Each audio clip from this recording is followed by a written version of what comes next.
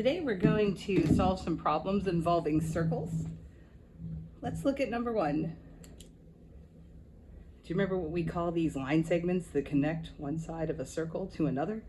Those would be chords. Here we have intersecting chords in this circle. I want to ask you, what do those intersecting chords look like? What mathematical symbol do just these intersecting chords resemble? Maybe you're thinking they look like an X. Well, what operation looks like an X? That's right, multiplication. That's to help you remember that we're going to use some multiplication to solve this problem. What's very important to remember is that it's the pieces of the same chord that get multiplied. So if you look at line segment GH, segment GH, its two pieces are x plus 2 and 12. So it's x plus 2 and 12 that will get multiplied. So let's write that. We're going to say x plus 2 and 12 get multiplied. Now you'll have to put the x plus 2 in parentheses to make sure the 12 multiplies by the entire binomial. See, it has two terms, so it's a binomial. You could put the 12 on this side as well. Typically, we'll put the monomial, the single thing, outside of the binomial. Then we're going to multiply that by the two pieces of the other chord, 16 and x. So we're going to multiply those together, and we're going to put an equal sign in the middle of them. So that's how this one works, right? We say this times this equals this times this. Now we'll distribute the 12, and we'll get 12x plus 24. See, because we're doing 12 times x and 12 times 2. And then whenever you multiply a number by a variable, you just squish them up together. That 16x means 16 times x. So now we're going to just solve this equation. When you have x's on both sides of the equal sign, you can't really get x by itself at this point, right? You can't start stripping stuff off of one of these x's. So we're going to get rid of one of these x's. One of these x terms. To get rid of an entire x term, you're going to add or subtract it depending on whether it's positive or negative. I always recommend getting rid of the smaller of the two x terms. So see, let's get rid of, or I should say the one that has the smaller coefficient. So since 12 is smaller than 16, let's subtract off the entire 12x term. Again, getting rid of the x term that looks smaller from both sides of the equation. All right, 12x minus 12x is 0. So that leaves just 24 on the left side of the equation. Bring down the equal sign, and then 16x minus 12x is 4x. Now to get this x by itself, it's being multiplied by 4. So we'll divide both sides by 4. And that leaves us with x equals 6. You might hear my dog drinking in the background. I'm not sure if you can hear that or not. Okay, so x is equal to 6. That's it for that one. So x equals 6. All right, let's look at number 2. It says, a recent survey asked the 9th graders at a small high school how many siblings each of them had, brothers and sisters. The circle graph shows the results. Then we're asked to find the measure of arc DBC. That's how we read that. The measure, that's the little m, of arc. An arc's a piece of a circle, DBC. Now, if it just said DC, we'd take the quickest route we could from D to C along that circle. But since it says the measure of arc DBC, it's insisting that we go through B on the way to C. So we start at D, we go through B, and we get to C. So that's the arc we're looking for the measure of. And you can see we're looking for the measure of that arc in degrees. Well, that arc corresponds to this whole sector of the circle, right? And we don't know how many degrees that is, but we do know the percentage of the circle for each of those sectors that comprises that big sector. So let's look at those. So we have 8%, 24%, and 38% that are in the part we're interested in. So what does that amount to? Let's add those up. If you add 8%, 24%, and 38% in your calculator, you would get 70%. So we know that that arc we're talking about goes with 70% of the circle's contents. So that's a piece, and specifically it's the piece we're talking about. What's the whole percentage of the entire circle? Like if you had the entire thing, well, 70 plus another 30 is 100. But you know that the whole thing should be 100% anyway, right? Like if you get everything right on a test, you get 100%. So this fraction here is about percents. Now, when I said how much is the whole thing, I bet some of you were thinking 360 degrees, and you're not wrong, but that's degrees. So we're going to make a different fraction for degrees. You see now we have the pieces on the top and the totals on the bottom. The numerator has the parts or the pieces and out of how many is in the bottom. So we can create a proportion, and remember that arc measure we're looking for in degrees, that's this piece right here. Let's just call it x so we can solve for it. Now we're going to do a little cross multiplication. Some of you like to call it the butterfly method, where you'll take this times this. Putting 70 times 360 in your calculator will give you 25,200. I always say wing, body, wing, right? Let's get the body of the butterfly next. That's to just help you remember to put an equal sign there. And then 100 times x is just 100x. Now to get x by itself, we can go ahead and divide both sides by 100. Because 100 and x were being multiplied, and division is the opposite of multiplication. And we get that x equals 252. So I should have mentioned that the best way, of course, to work these along with me is to pause the video each time I'm about to begin a new problem, like this one, and then to try it yourself, and then to play the video through. If you didn't do that with number 1 and 2, you still can. Because you could just redraw the problems, or perhaps you have another printed copy of them, or perhaps you have a digital copy in email that you could print. All right, let's go to number 3. So you should pause the video and try it yourself. Okay, so hopefully you paused the video and tried it yourself. Let's go through it and see how you did. Well, let's see, what does it say? It says consider, that symbol's angle, right? Consider angle ACB in circle C to the right, with the measure of arc AB being equal to 88 degrees. Well, that's actually marked on the figure. See, the arc AB is labeled as 88 degrees. And we're asked how big angle ACB is. You know, angle ACB is right here. Well, what kind of angle is angle ACB? Because it's vertex, remember the vertex is the corner of an angle where the two rays meet. The vertex is in the center of the circle, so that's a central angle. Central angles are always equal in degree measure to the arc they intercept. So that's also 88 degrees. Remember, you can sound like a snake. Central, same. Central angles are the same as their intercepted arcs. Now, I think one of the hardest parts about this question is just understanding what they're asking. So it says, which angles in circles C, G, and P, circles are named for their centers, have the same measure as angle ACB? Select all that apply. Well, we already said that angle ACB's measure is 88 degrees. So in other words, they're saying which of the following are 88 degrees. So we're just going to go looking at these angles and see who's 88 degrees. Well, let's look at this first circle. It says the measure of arc DF, that's here, is 176 degrees. Let's label that. And point E is on the circle. Okay.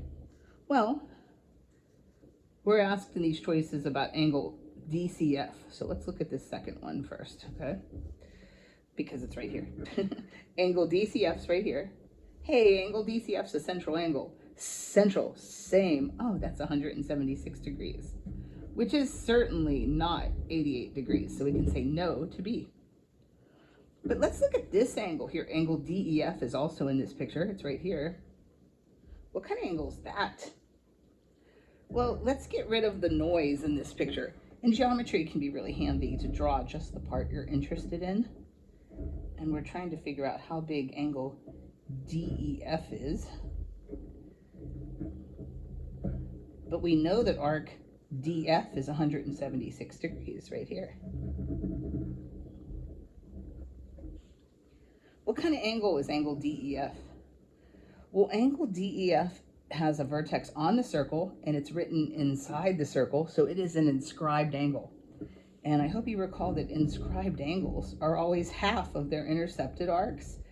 So if the intercepted arc is 60 degrees, then the inscribed angle is 30. Here, the intercepted arc is 176 degrees. So you can just do 176 divided by 2 on your calculator to get this inscribed angle that will be half. And that is 88 degrees. So A is 88 degrees. Well, this is a select all that applies, so we have to look for more. We know there'll be at least 2, right? Now, if we look at the second circle, it's going to tell us about these 3 angles right here. They're all in that picture. So let's label what we're given. The measure of arc JK is 122 degrees. So that's this guy right here, right? 122 degrees. And the measure of arc ML is 54 degrees. So we have 2 intersecting chords. Hey, we had that in number 1 as well. But this time we're not looking at the pieces of the chords. We're looking at some angles made by the chords. And what we know is that if we have 2 opposite intercepted arcs, then the theorem tells us that the angles formed between them are the average of them. In other words, take an average.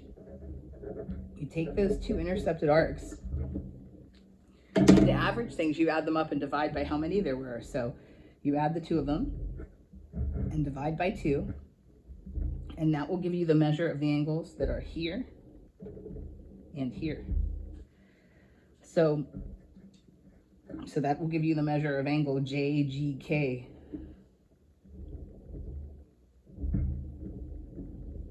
And MGL, because remember, these are vertical angles to each other. They share a vertex. So by the vertical angle theorem, they would be equal to each other anyway. So whatever we get there will also be equal to the measure of angle MGL. So if you add 122 to 154, you'll get 176. And dividing that by 2, you will get 88 degrees. So that means both of these angles are 88 degrees. By the way, if you put this in your calculator, you better put an equal sign after the numerator. Because if you don't, your calculator will try to say, well, with order of operations, it will divide 54 by 2 before it will add. So you don't want it to do that. You want it to add everything in the numerator. So you'd say 122 plus 54 equals divided by 2. Okay, so angle JGK's measure is 88. So that's an 88. So we'll select it. LGM, oh, LGM is the same as MGL, right? Remember, in angles, 3 letters can be written backwards. It's the same angle because that G is still in the middle. So it's also 88 degrees. And now let's look at angle KGL. So let's look where KGL is. I'm going to kind of draw it over here, actually. So far we've determined that there's an 88 degrees here and an 88 degrees here.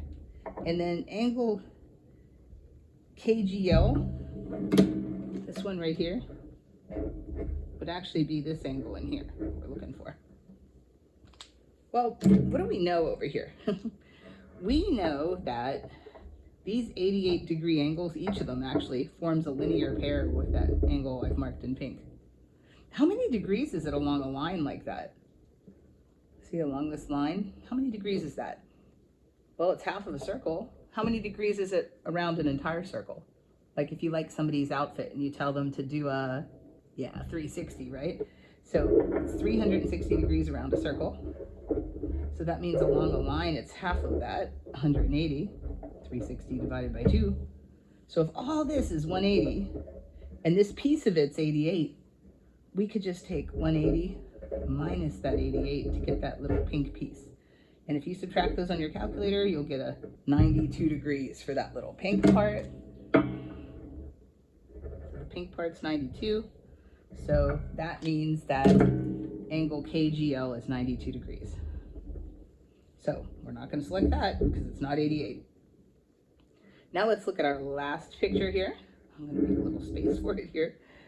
So we're looking at this picture. They ask us about angle QRT. Well, QRT is right here. We could even just call it angle R, right? We want that angle. Well, did you know that there is a theorem that says that if you take the major arc that's intercepted by that angle minus the minor arc that's intercepted by that angle and divide by 2, that will give you the measure of angle R. So, in other words, if we take the measure of angle QUT, which is 196 degrees, and from that, we subtract the measure of arc SQ, or QS, same thing, right? Which is 20. I'd love to write it outside, but I can't really fit it there, so I'll just write it inside. So again, that was a 20. And if we subtract those and divide by 2, that will give us the measure of that angle that's on the outside there. That angle, by the way, is formed by the intersection of this secant line and this tangent line. There's a similar theorem, by the way, for if it had been 2 tangent lines or 2 secant lines. It's basically the same theorem. You take the outer arc minus the inner arc, divide by 2. So if we do that, we're going to get 176 divided by 2. Remember, do the numerator first, and then, hit equals before you divide by 2. And you do get 88 degrees when you divide by 2. So we do select this last one. So this one had a lot. It had 4 of them. Okay. So we had to analyze every single circle. I do want you to notice these two formulas are pretty similar. When you have intersecting chords and you look at the 2 arcs that are intercepted that are opposite each other like that, you actually average them to get that value that's between them. It's kind of interesting because it's physically between them, and then its value will also be between them. It'll be exactly between them. In fact, it's their average. But when you're dealing with that outer and inner arc, it's a subtraction rather than an addition. It's not an average. Okay, let's move on to some more problems. All right, here in number 4, let's see what we have. Do you know what this is called? Right here. That's a radius. That's why we've used an R, honestly. And then when a circle gets intersected by a line segment or a line in just one point, that line is called a tangent. So this is a tangent to this radius. And the theorem tells us that the radius of a circle and the tangent of a circle always form a right angle. So we can put a right angle right in there. Oh, by the way, this funny little symbol here just means circle A. Remember, circles are named for their centers. So segment BC is tangent to circle A. Find the radius of circle A. So we're looking for this radius. Well, they didn't even have to tell us that this is an R here, because we should know if this is R, then this is also R, because the radius would be the same throughout the whole circle. But look what we have here. We have a right triangle. We should be pretty excited to see that because we know a lot of things about right triangles. So for this particular right triangle where we're trying to find R, we know that this leg's length is R and this leg's length is 24. But how long is this leg's length? I have a lot of students who incorrectly try to tell me it's 16. But that 16 only marks from here to here. It doesn't mark the whole thing. Then I've had other students tell me it was 16R, but why would we multiply these? Think about it. If you had a line segment and one piece of it was 2 and one piece of it was 3, wouldn't you say the entire thing was 5? So you would add them together. So we're going to add these, but since they're not like terms, all we can do is write R plus 16. Now I hope you know what most famous equation relates the sides of a right triangle in geometry. It is none other than everybody's favorite, the Pythagorean theorem. So a squared plus b squared equals c squared. Remember, the c is special. It's the hypotenuse, the one across from the right angle. So filling in our legs, we have r squared. We put the 24 in for b. We could put these in either order, honestly, because they're just legs. But the hypotenuse has to go over here. And it's r plus 16, but we're supposed to square it. So you have to show that we're going to square that entire quantity. Now, if we put these things in our calculator, well, r squared, we can't put in our calculator, it's just r squared. 24 squared, using that x squared button, is 576. And now to square a binomial, be very careful. You actually have to understand that to square something means to times it by itself, right? So, to square the quantity of r plus 16, you actually have to write that quantity times itself. So let's rewrite the left-hand side. We have r squared plus 576.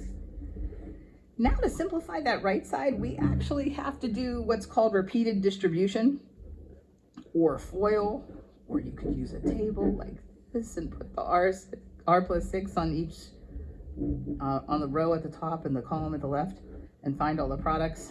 But I'm going to do the repeated distribution method. They all come out the same, of course. So it's like ignore the 16 at first, and we're going to distribute this r. So r times r and r times 16. R times r is r squared, and r times 16 is just plus 16r. R had its whole turn to distribute. Now it's 16's turn. Let's do it underneath. So 16 times r and 16 times 16. So 16 times r is 16r. And if you put 16 times 16 into your calculator, it is 256. Okay, we still have some more cleaning up to do here on the right, because these are like terms, because they have the same variable to the same power. 16r plus 16r is 32r. Let's bring down the 256, bring down the r squared, and on this side we have r squared plus 576 equals all of that. Now at first glance, that looks like a pretty busy equation because it has squares in it. So we have like a quadratic expression here and a quadratic expression here. But we can make it not a quadratic equation pretty quickly because since both sides have an r squared, we could just subtract r squared from both sides of the equal sign and maintain its equality. So they will cancel out, and we'll have 576 equals 32r plus 256. And now, to get r by itself on one side of the equal sign, you'd say 32 and 256 are both in the way of r being by itself. Out of the two of them, 256 has a looser grip on r, so that's the one we have to take off first. To undo addition, we subtract. So we subtract 256 from both sides, and we get 320 on this side equals, and the only thing left on the right side is 32r. Dividing both sides by 32, we get that 10 is equal to r. So there's our radius. All right, let's look at number 5. I like to call number 5 the ice cream cone theorem. It's really two tangents of a circle intersecting. But if you turn it around, you can see it looks like an ice cream cone. What do you suspect is true about these two pieces of these tangent lines? If you think they're equal, you are correct. And if this was ice cream on a cone, if these two sides weren't equal, if these two sides of the cone weren't equal, wouldn't the ice cream fall off? So these are equal. Let's set them equal to each other. So we have 15x minus 24 equals 7x plus 32. How do we solve that? Well, you might recall from the previous problem that if we have x's on both sides of the equal sign, then we can get rid of the smaller x term. So let's go ahead and subtract 7x off of both sides. So we're getting rid of the x term that has the smaller coefficient. So 15x minus 7x is 8x minus 24. These cancel. We have 32 over here. Now to get x by itself, what's in the way? 8 and 24. What's loose? 24. So let's add 24 to both sides to undo that subtraction. And we'll get that 8x equals 56. So I'm just moving it up here to have some more room. 8 and x are being multiplied, so to undo that multiplication by 8, we'll divide both sides by 8. If you look on the calculator, you'll see that multiplication and division are right near each other on the screen. That's how you know they're not. They're opposites. And, or I should say on the keyboard. And we have x equals 56 divided by 8 is 7. So part A says, what's the value of x? It's 7. Sometimes there won't be a part A and part B, though, so be careful and make sure you note what they're asking. Part B, they're asking the length of segment CB. And even though they broke it down for you as finding x first, they may not have. They could have just asked you this. And then sometimes they'll stick 7 in the multiple choices to mess you up. But so make sure you see what they're asking. They're asking for the length of segment CB. So they want the length of this segment. We know that that is 7x plus 32, right? But now we have the value of x. So we can take that 7x plus 32, which is the measure of segment CB, and we can plug our our 7 in for x that we just found, see? So when we replace the x, we should use parentheses, and just like 7 was times by x, 7 is times by 7, and that gives you 49 plus 32. Oh, I don't know why I circled that. Just kidding. So 49 plus 32, put in your calculator, is 81. So your answer for the length of segment CB is 81. Okay, for number 6, I want you to try number 6 on your own, like every problem here, and then see what you get. I'm kind of just show you a couple of the key steps when I go over it with you, because I think you should be able to do it since you did number 4. All right, so in number 6, you'll say the radius is perpendicular to the tangent, and you'll have r squared plus 12 squared equals, and then the hypotenuse is r plus 8 squared. And I'm just going to kind of whip through this one. When you take r plus 8, the quantity of r plus 8 times the quantity of r plus 8, you'll get r squared plus 8r plus 8r plus 64. Then you'll add the two 8r's and get 16r. Then you'll subtract the r squared from both sides, and that'll leave you with 144 equals 16r plus 64. And when you subtract 64 from both sides, you'll get an 80. And when you divide both sides by 16, you'll get that r equals 5. So that will be this one. Okay, let's move on. Some of the other things you'll want to know for your circles test are how to write the standard equation for a circle if you're given a center and a point that it passes through. Well, let's recall something about circles first. I'm going to just make up a little circle equation up here. So your circle equations have x squared, and they can have like x plus or minus in here. So let's do like an x plus, let's say 5 squared, plus the quantity of, and then you'll have like a y part that's squared, and you can have a number added or subtracted to y, like let's say 10, and then it'll be equal to some number like 49. Now this is the standard equation for a circle. Here's the really generic one. They'll just use an h and a k, and then the right hand side's r squared.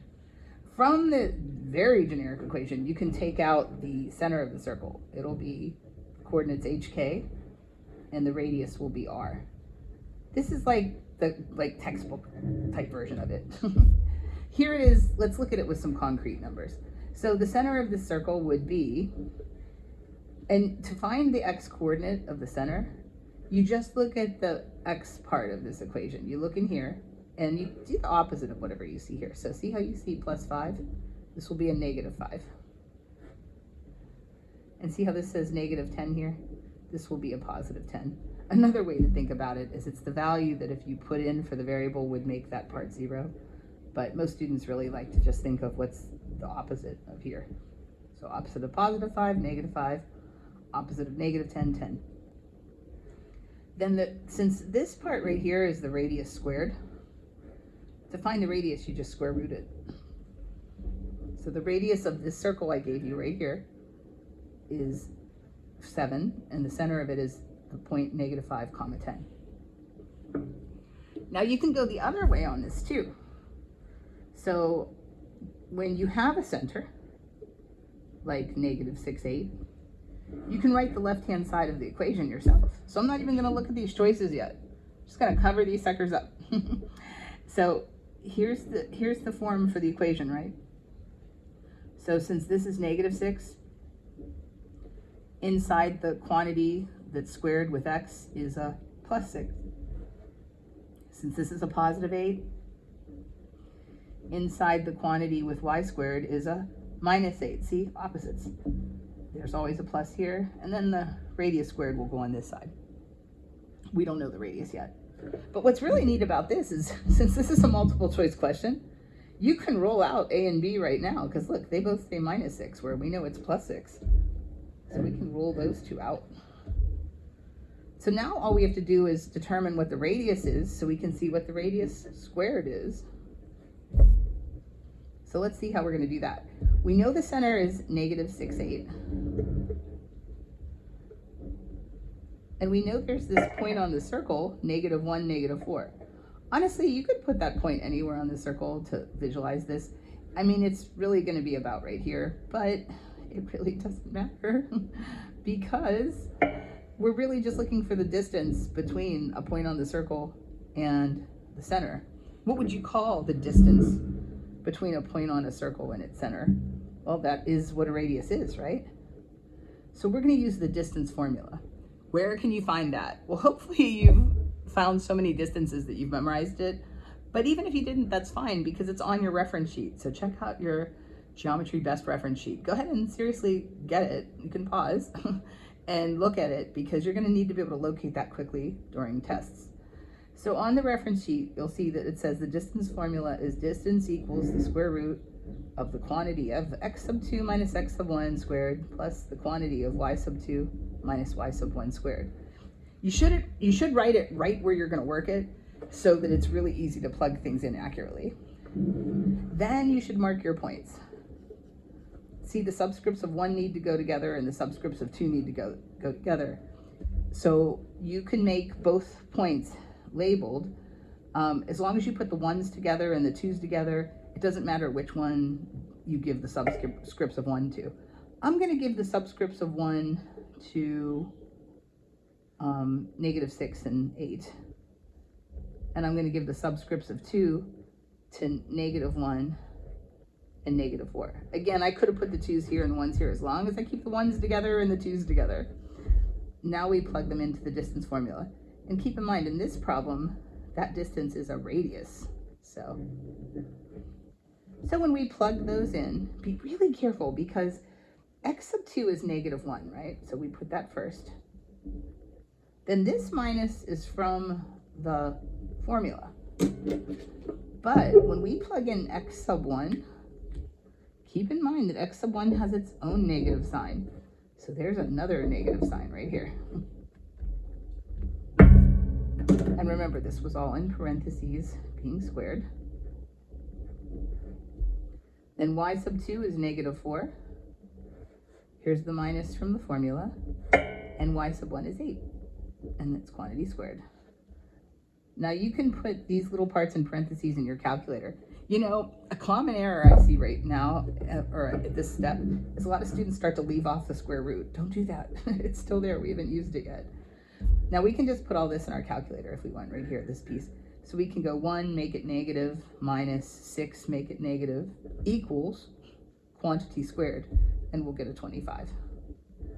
Just make sure you put equals after you enter everything in parentheses, so it'll do it first, and then square it. You may know that minus and negative is a plus, and just turn that into a plus, that's fine. Your calculator will do that for you though. If you do 1, make it negative, minus 6, make it negative, equals, you'll get a 5. And then when you square it, you'll get a 25. So plus, and then 4, make it negative, minus 8 is equals -12. Squared is 144. Now, 25 plus 144 in your calculator is 169. And then the square root of 169 is 13. So that means 13 is our radius. Be careful. A lot of students at this point mistakenly think D is the right answer. It is not. Because this side of the equation, keep in mind folks, is not the radius. It's the radius squared. See up here? That's the radius squared. So we still have to square that 13. So if you want r squared, you have to take 13 and square it. you know, with this button on your calculator, and you'll get 169. So it is definitely choice C. Now, again, I've seen some strange errors on this problem. In fact, I've seen a lot of students make 2 errors that ended up being lucky for them because some students forgot the square root here. So when they get to 169, they think they have the answer. They see it here and they circle it, which doesn't make sense because you have to square. But because they forgot to square root it, they didn't need to square it. But be careful. I don't want you to make 2 errors. I mean, what if you just make one of them? Then you'll get the wrong answer. So let's not make any errors. Instead, just remember to keep that square root symbol here. Get your radius as 13. But note that this side of the equation is r squared, so you still have to square it back to 169. And that's number 1. Number 2, I'm not going to go all through it, but why don't you try it now and pause it, and then I'll kind of do like a real quick thing through it since it's very similar to number 1. Okay, I hope you paused it and tried it. I wonder what you got. If you didn't mark a final answer yet, pause again, mark a final answer. Let's see if you get it right on your own. Okay, so we know the center is 6, 7, so we should know the left side of the equation has the opposite of a positive 6 and the opposite of a positive 7. And that'll all be equal to r squared, right? R squared, not r. Okay. Now we can roll out these 2. So now we just need to find out if the radius squared is 10 or 100. So in order to do that, we're going to use the distance formula between the center and the point on the circle. Because the center is 6, 7, and then there's a point on the circle somewhere of 0, 15.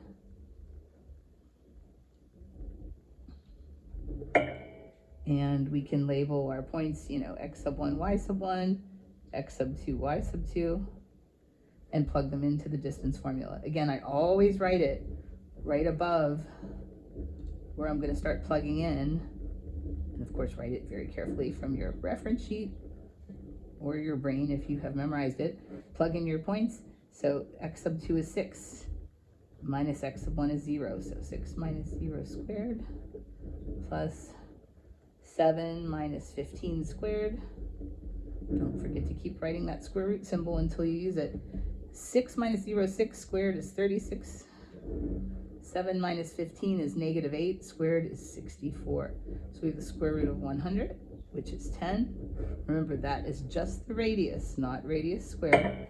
So the radius squared would be 10 squared, which is 100, and it is this one. All right, number 3. It says a large circular fire pit placed at the origin. So there's a big circle that gets placed at the origin of the coordinate plane, takes up a circular area with a radius of 10 meters. So then it says a metal bowl exactly fills the fire pit so its rim goes around its border. Which of the following ordered pairs represents points on the metal bowl's rim? So in other words, which of these are on the circle? So let's consider where that circle is and draw it. So we have this large circle placed at the origin of a coordinate plane. The origin is the point 0, 0. That means that will be the center of the circle. So we have some circle, and its radius is 10. So the radius is given to us as 10. So we're wondering which of these points will make the radius equal to 10. Well, in other words, we want to look at points. I'm going to start with this one, 6, negative 8. So 6, negative 8 would be like around here. Again, it doesn't even matter where I put it on the circle. I just want you to visualize if it's in fact even on the circle. If it's on the circle, this will be a 10. So let's find out if it is on the circle. So take point 6, negative 8, and the point 0, 0, and see if the distance between those 2 points is in fact 10 or not. I'm going to make the 0, 0, x sub 1, y sub 1 for sure, because I'd rather subtract zeros. See, that'll be easier to subtract zeros than to start with zeros. So if we plug that into the distance formula, we'll have negative 8 minus 0 quantity squared plus 6 minus 0 quantity squared. And that'll give us square root of 64 plus 36. The square root of 100 is 10. So yes, This one is on the circle. Let's try 10, 10 next. So we'll let 10 and 10 be the x sub 2, y sub 2. And again, 0, 0 will still be the x sub 1, y sub 1, because we know that's the center of the circle. So let's see if 10, 10 is on the circle. So y sub 2 minus y sub 1 plus x sub 2 minus x sub 1. Again, we're just using this distance formula again. That will give us 10 squared, which is 100, plus 10 squared, which is 100. Square rooting all that, the square root of 200, not 10. You'll see you get a decimal. It's not a 10, so it's not 10. So this one is not on there. Plug this one in. And again, you should have paused to try this whole problem, but you could even pause now that you got the hang of me doing a few. So go ahead and do that. If you kind of see what I've done there with these last two that I checked, go ahead and try these on your own. Pause. Okay, hopefully you paused and you're back. When you plug these in, you'll actually get 100 plus 100 again. And that won't be 10, because the square root of 200 is not 10, so no. This one, when you plug in, you'll have negative 10 minus 0 squared plus 0 minus 0 squared, and you'll get 100 plus 0 square rooted is a 10. So this one's a yes. This one's a little tricky. Pay close attention to this one, please. So when you do the distance, again, this will be x sub 2 and y sub 2. We're going to have 3 minus 0 quantity squared plus square root of 91 minus 0 quantity squared. I'm going to bring this over here just so I have some more room. So that will be 3 squared is 9. Square root of 91 minus 0 is just square root of 91, right? But it still has to get squared. So there's the step for the first choice that we're checking. Now, keep in mind, squares and square roots are opposite of each other. On the calculator, aren't they next to each other? Like you have x squared right next to the square root of x. They're opposites, so they cancel each other. So that square root and that square actually cancel. So now inside the root or radical, we have 9 plus 91, which is square root of 100, which is 10. So this one is a point on the circle as well. All right, now that we've done number 3 together, you should be able to do number 4. So pause the video and try number 4 on your own. Check all 5 choices, very similar to number 3. Okay, hopefully you paused and you're back. So again, we have a circle placed at the origin, but this time it has a radius of 5. So we're going to see if the distances between these points and the origin, since it said it was placed at the origin, are in fact 5. So let's let the origin be x sub 1, y sub 1, and each point be x sub 2, y sub 2. So when we plug this one in, we'll have 5 minus 0 quantity squared plus the quantity of negative 5 minus 0 squared. That's going to give us 25 plus 25. And the square root of 50 is like 7 point something. It's definitely not a 5. So no. For this one, we'll have negative 4 minus 0 squared, which is 16. 3 minus 0 quantity squared, which is 9. And that will give us the square root of 25, which is 5. So that'll be a yes. When you tried this one, hopefully you got this one right. Let's see. So distance of the square root of 21 minus 0 squared plus 2 minus 0 quantity squared.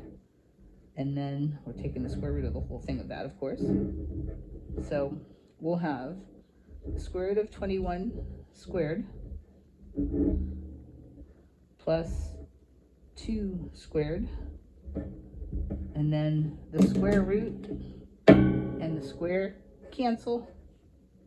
I'm canceling them. I'm not just highlighting them. I'm canceling them. I'm saying these destroy each other. So we get the square root of 21 plus 2 squared is 4, and the square root of 25 is 5. So this one is on the circle. Don't assume it will be just because it looks like that. I mean, we had to work it out. If this had been a square root of 23, it would not have been. If this 2 had been a 3, it would not have been. Okay, here for this choice, when we square -5 minus 0, we'll get a 25. And then 0 minus 0 squared is still, of course, just 0. So the square root of 25 will be 5, so this one's a yes. And then if we square both of these 5s, we'll have 25 plus 25 under that radical, which would be the square root of 50, which we already learned in the earlier one is not 5, so no. You know, you can even see that 5, 5 won't be on the circle. Let me show you. Wouldn't this be the 0.05 if the radius is 5? And wouldn't this be the 0.55? Which means the 0.55 would be about right here, you know, kind of making the corner of a square here.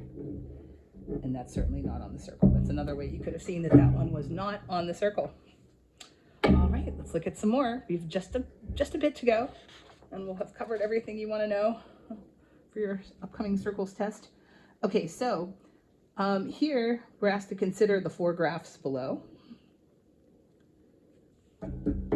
and we're asked to match them to these equations. Well, you should be able to look at these equations and find out their centers like that. The radiuses aren't going to come into play here too much, because remember the right-hand side is radius squared, and they're all the same. The square root of 16 is 4. Every single one of these circles has a radius of 4. So we're really just interested in their centers. So the center of this first one, well, if you look at the y-coordinate, see it's y plus 5. So what would the y-coordinate here be? Remember opposites? So it would be -5. And then see this x squared? Let's look at that down here.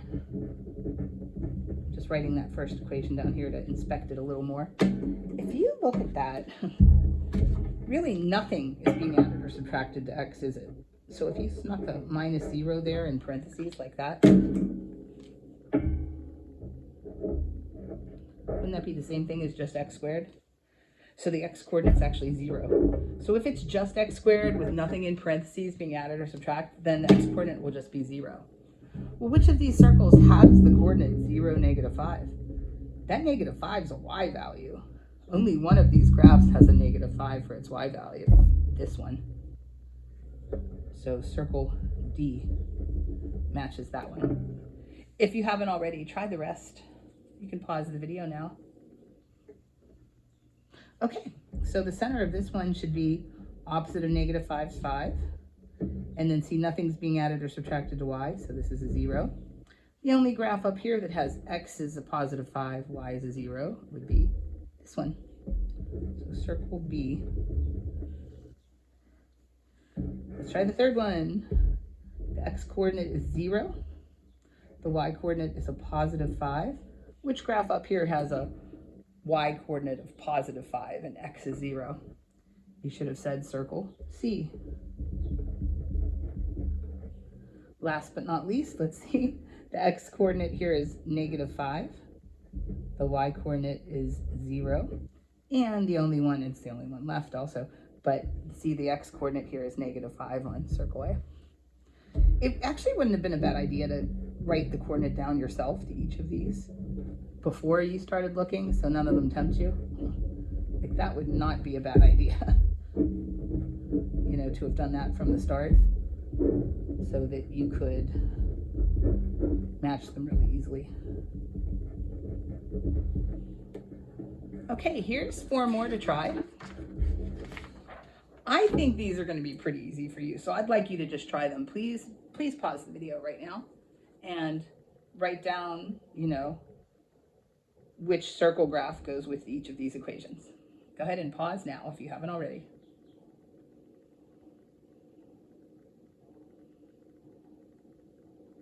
Okay, hopefully you paused, and now we're going to match these. I think we're going to grab these. I've had students say, but Miss, I can't read these numbers. Well, you can probably read that this is a 2. These are going by ones. So -1, -2, -3, -4, -5, -6, -7. So the x value here is -7. The y value here is 7. The x value here is 7. And the y value here is -7. Now let's just find the centers. again, the radiuses are all 4 because look, these all have, I'm sorry, the radius squared. Ooh, I misspoke, sorry. The radius squared for each of these is 4. So that would make the radius the square root of 4, which is 2. They all have a radius of 2. See, each one of these has a center that's 2 units away from the circle. Okay, so the center for each of these, let's see. Opposite of 7 is -7. The y value is 0. X is 0. Y is 7. X is 7. Y is 0. And y is -7. So hopefully you matched that these were circle A, B, C, and D. I wasn't very creative in the order of those, was I? All right, moving on. Ooh, we're gonna finish with 2 wonderful problems. Okay, these 2 things right here, what are they called? You should know by now, those are chords. Note that the expression for the length of this chord is given here with 4x plus 4, and this one is 6x minus 2. Please also notice that these chords are equally distant from the center. So try this problem if you haven't already. Go ahead and pause me now. Okay, I hope you tried it, and let's see how you did. So this is the center. These 2 chords are equally distant from it. They're both 6 away from it. That actually forces these chords to be equivalent. So let's set them equal to each other. Since there are x's on both sides, let's kill the x term that has the smaller coefficient. That would be 4x. Make sure you're subtracting off the entire 4x. I see a lot of students just put a 4 there. That doesn't make sense. So these cancel, leaving you with 4 equals 2x minus 2. To get this x by itself, what's in the way? 2 and 2. This 2's looser. It's further from the x, so we kill it first. The opposite of subtracting is adding. So we add to both sides of the equal sign, and to keep it equal. These cancel, and we have 2x equals 6. Dividing both sides by 2, we get x equals 3. Now be careful, they might have multiple choice and throw 3 in there to really mess you up. But that's not what they asked for. What did they ask for? They asked for the length of the radius. Where is the radius in this picture? Remember, a radius is the distance between the center and the circle. So if I start at the center, where can I get a direct route to the edge of the circle? Here I do not have a direct route because I'd have to jump this little valley here to get to the circle. But here I do, and here I do. Let's label those as R. We already have an X in the problem, so let's call this R for radius. That's logical. So how could we find that radius? Well, look where that radius is. It's not just part of the circle. It is also part of this triangle right here. So if you think about this 6x minus 2, or this triangle, and this 4x plus 4, you could take that x equals 3 and plug it in to see how big the pink chords are. So let's plug that 3 into 6x minus 2. And we'll see that that gives us a 16. We can also plug that 3 into the other chord. We should get the same thing because those chords are equal, right? And that will give us 4 times 3 plus 4, which is also 16. So what did we find out? We just found out that both of these chords are 16 in length. So that means this whole thing right here is 16. Well, the theorem that we're using here tells us that if you have 2 chords that are equally distant from the center, then those chords are equal to each other. Also, that perpendicular that goes from the center to the chord bisects those chords. Doesn't look like it in my picture here, but that means that this part here is equal to this part here. So if the whole thing is 16, then how far is it from here to here? Half of 16, 16 divided by 2 is 8. Well, let's really take a look at this triangle now. See this triangle we have right here? That triangle has all 3 sides labeled. We have the radius labeled, the 6, and then we just found that half of that 16 was 8. Let's review what we did so far. We said these two chords were equivalent, so we set them equal to each other, their expressions. We solved for x. We used that x to see how long they actually are by plugging that x into their expressions. Once we had that the length of that chord was 16, or we could have done it here just as easily, right? Then we knew that half of it had to be 8, because we know this is a perpendicular bisector, that distance from the center of the circle. So then we know that our triangles have two legs that are 6 and 8, and a hypotenuse. The side across from the right angle is r. What famous equation can relate the sides of a triangle? Come on, you know that the triangles can be labeled as, the triangle sides rather, can be labeled as A, B, and C. So there we are with our Pythagorean theorem, plugging in our legs in either order, and our hypotenuse, not because it's a variable, but because it's a hypotenuse. It could have been a number. Now we have our Pythagorean theorem, square these, so we're simplifying the left. Now be careful here, a lot of people get excited when they see the 36 plus 64 and they want to write 100 over here. Don't do it, because in algebra we bring down the left and we bring down the right. So 36 plus 64 on the left is 100. Now we can solve for r. I mean, just think about it. If we had written the 100 here, then where the heck had our r gone? Like, we're solving for r. How do we undo a square? With a square root of both sides. And then we'll get that r is equal to 10. So our radius is 10. Pause and try number 8. Okay, I hope you paused and that you're back. Before we jump into number 8, I just want to remind ourselves here for a minute that if you have a central angle, that it is equal to the arc it intercepts. So if a central angle, an angle with its vertex at the center of a circle, has an intercepted arc of 80 degrees, then that angle is 80 degrees, because central, same, remember? Okay, now look here. If we have a circle with an 80-degree intercepted arc, how big is our inscribed angle? Remember, it's not same because it's not central. So an angle whose vertex is on the circle such that the angle is drawn inside the circle is called an inscribed angle, and it is half the measure of its intercepted arc. So if the intercepted arc were 80, it would be 40. Now let's look at number 8, now that we've reviewed those two important concepts. You could pause if you think that might have given you some insight already. So what are we asked for? We are asked for, once we're told that segment CD is a diameter, see it goes right across and through the center of the circle. It's like a special chord because it goes through the center. What's this say? Measure of angle CBD. So what are we talking about here? Angle CBD is right here. Its measure is right here.